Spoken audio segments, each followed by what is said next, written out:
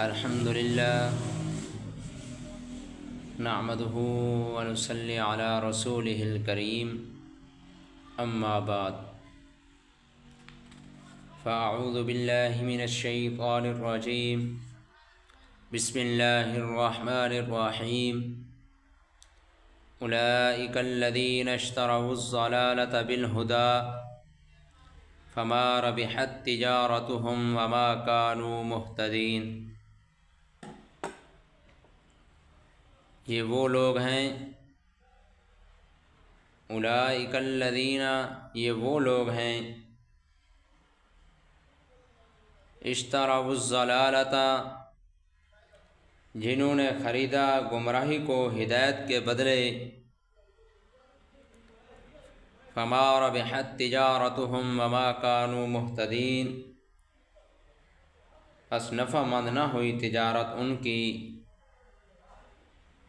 اور وہ نہ ہوئے ہدایت پانے والے۔ منافقین کا تذکرہ گزشتہ درس میں بھی اللہ رب العزت نے منافقین کی چند نشانیوں کو بیان کیا۔ آج کی آیات کے اندر بھی اللہ رب العزت نے منافقین کا تذکرہ فرمایا۔ منافقین اللہ رب العزت فرماتے ہیں وہ لوگ ہیں جنہوں نے گمراہی کو خرید لیا ہدایت کے بدلے، یعنی کہ ہدایت دے دی اور اس کے بدلے میں گمراہی لے لی۔ معزز سامعین، یہاں پر ایک سوال پیدا ہوتا ہے کہ یہ تو پہلے سے ہی کافر تھے، ان کے پاس تو ہدایت تھی ہی نہیں، پھر انہوں نے ہدایت دے کر گمراہی کیسے خرید لی؟ مفسرین کرام نے اس کے دو جواب دیے، اس کو غور سے سماعت فرما لیں۔ پہلا جواب علماء نے یہ دیا، مفسرین کرام نے یہ دیا ہے کہ اللہ تعالی نے ہر بچے میں پیدائشی طور پر صحیح فطرت رکھی ہے۔ بخاری شریف کی روایت میں آقا صلی اللہ علیہ وسلم کا فرمان، کل مولود یولد علی الفطرہ، کہ ہر پیدا ہونے والا بچہ صحیح فطرت پر پیدا ہوتا ہے۔ فَأَبَوَاهُ يُحَوِّدَانِهِ أَوْ يُنَصِّرَانِهِ أَوْ يُمَجِّسَانِهِ، پھر اس کے ماں باپ اس کو یا تو یہودی بنا دیتے ہیں یا عیسائی بنا دیتے ہیں یا مجوسی بنا دیتے ہیں۔ یعنی کہ اگر بچے کو اسی صحیح فطرت پر چھوڑا جائے تو بالغ ہونے کے بعد اس پر اسلام پیش کیا جائے تو وہ فوراً اسلام کو قبول کرے گا، کیونکہ اللہ رب العزت نے جو اس کے اندر صحیح فطرت رکھی ہے، وہ فطرت اس کو اسلام قبول کرنے پر آمادہ کرے گی۔ انہوں نے اسی صحیح فطرت کے بدلے میں دے کر وہ گمراہی کو انہوں نے منافقین نے خرید لیا۔ دوسرا جواب، اللہ رب العزت قرآن مجید کے اندر فرماتے ہیں، فطرت اللہ التی فطر الناس علیہا جمیعا، کہ اللہ تعالیٰ کی فطرت جس پر پیدا کیا لوگوں کو، یعنی کہ اللہ رب العزت نے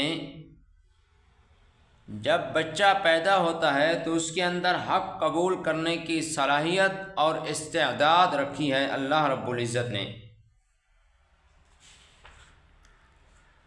تو اب مطلب یہ ہوگا کہ ان منافقین نے وہ صلاحیت اور استعداد دے دی اور اس کے بدلے میں گمراہی خرید لی۔ جو اللہ رب العزت نے ان کے اندر استعداد اور صلاحیت رکھی تھی اسلام قبول کرنے کی، وہ استعداد اور وہ صلاحیت دے کر انہوں نے گمراہی کو خرید لیا۔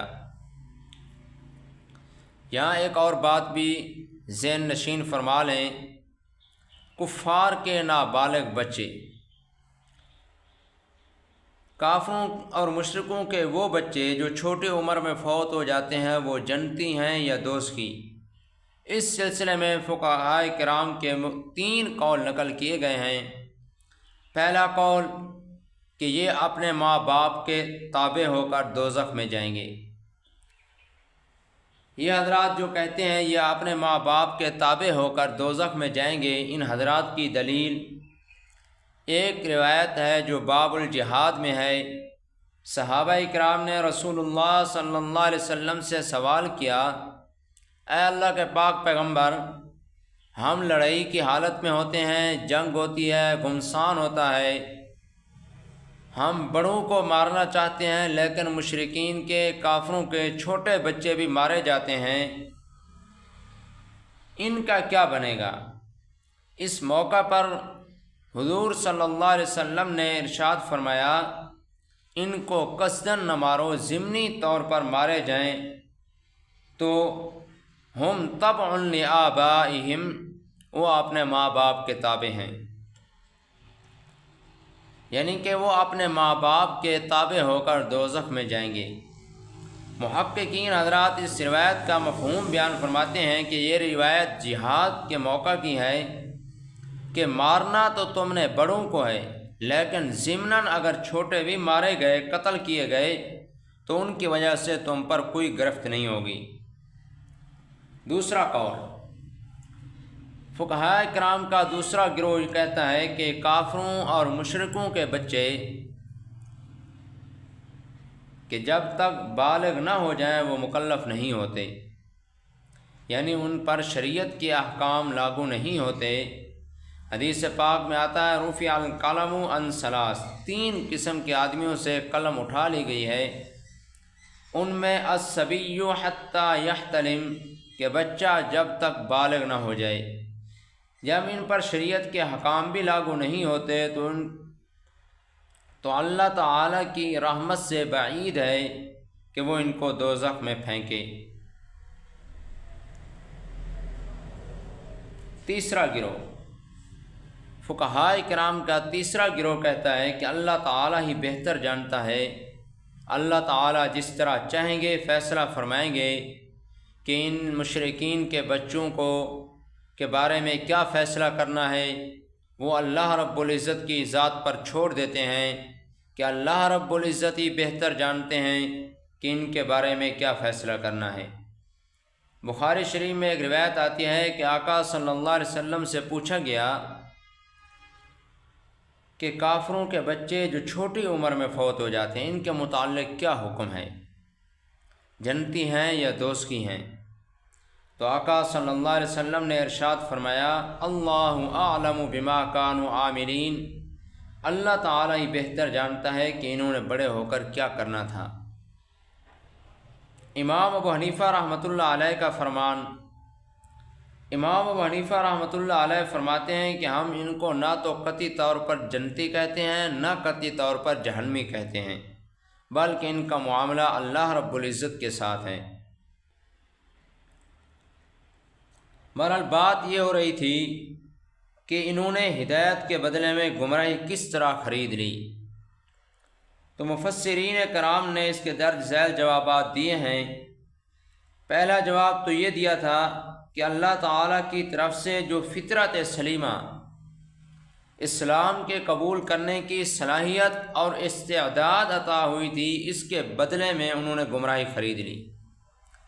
دوسرا جواب علماء کرام نے یہ دیا ہے کہ یہ دنیا کی مثال بطور دکان کی ہے۔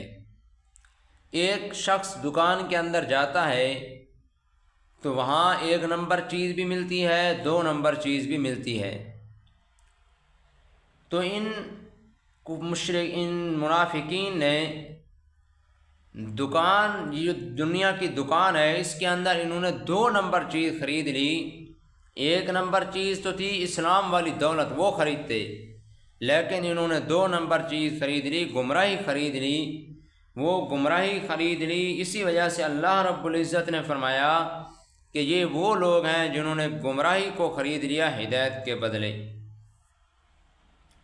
بس نفع مند نہ ہوئی ان کی تجارت، کیونکہ تجارت تو ہوتی ہے فائدے کے لیے، انہوں نے اچھی چیز کے بدلے بری چیز لے لی، تو یہ بڑا خسارے کا سودا کیا انہوں نے، اس لیے ان کی تجارت نفع مند نہ ہوئی۔ وما کانوا مہتدین، اور نہ وہ ہدایت یافتہ ہوئے۔ مثلہم کمثل الذی استوقد نارا، مثال ان کی اس شخص کی طرح ہے جس نے اندھیرے اور تاریکی میں آگ جلائی۔ فلما اضاءت ما حولہ، اور جب روشن ہو گیا اس کا ارد گرد کا ماحول، ذہب اللہ بنورہم، تو لے گیا اللہ تعالیٰ ان کے نور کو، وترکہم فی ظلمات لا یبصرون، اور چھوڑ دیا ان کو تاریکیوں میں وہ دیکھتے نہیں۔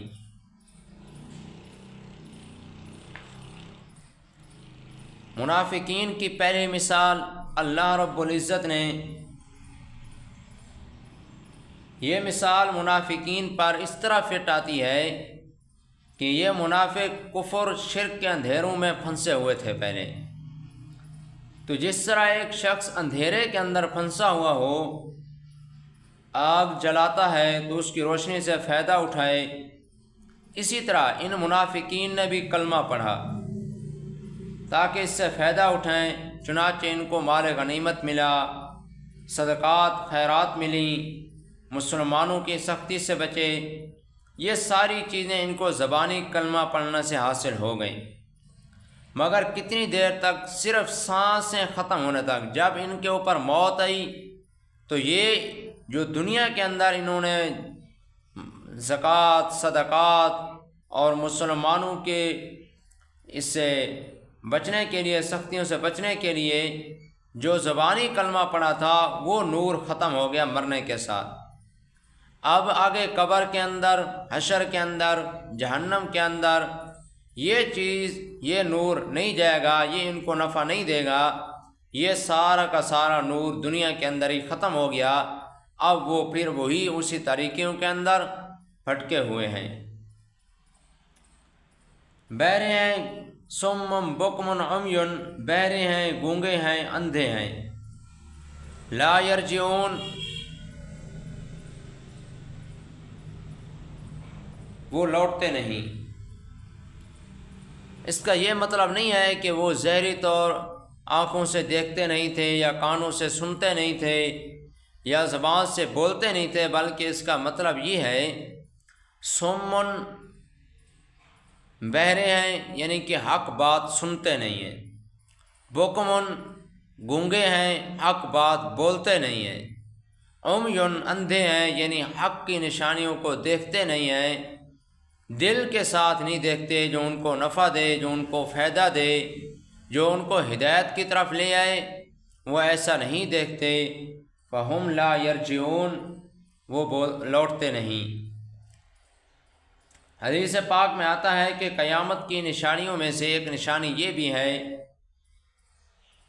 کہ ان ترا صمًا بکمًا عمیا ملوک الارض، کہ تو دیکھے گا بہرے، گونگے اور اندھے زمین کے بادشاہ ہیں۔ اب یہ مطلب نہیں ہے کہ ان کی آنکھیں نہیں ہیں، ان کے کان نہیں ہیں، ان کی زبان نہیں ہے، بلکہ اس کا یہ مطلب ہے کہ ان کی زبانیں ہوں گی مگر حق کو سنیں گے نہیں، حق بولیں گے نہیں، حق بیان نہیں کریں گے، اس کا یہ مطلب ہے۔ آج ہمارے حکمران اس کا مذاق ہیں، بڑی بڑی لمبی تقریریں کر لیتے ہیں، سارا کچھ کر لیتے ہیں، لیکن حق بات بیان کرنے کے لیے گھبراتے ہیں۔ حق کی نشانیاں ان کو نظر نہیں آتی، حق بات بیان نہیں کرتے، حق کو دیکھتے نہیں ہیں، سنتے نہیں ہیں۔ اللہ رب العزت سے دعا ہے جو کچھ پڑھا اور سنا اس پر عمل کرنے کی توفیق عطا فرمائے۔ آگے اللہ رب العزت نے دوسری مثال دے کر منافقین کے بارے میں سمجھایا۔ انشاءاللہ وہ اگلے درس میں بیان کی جائے گی۔ اللہ رب العزت سے دعا ہے جو کچھ پڑھا اور سنا اس پر عمل کرنے کی توفیق عطا فرمائے۔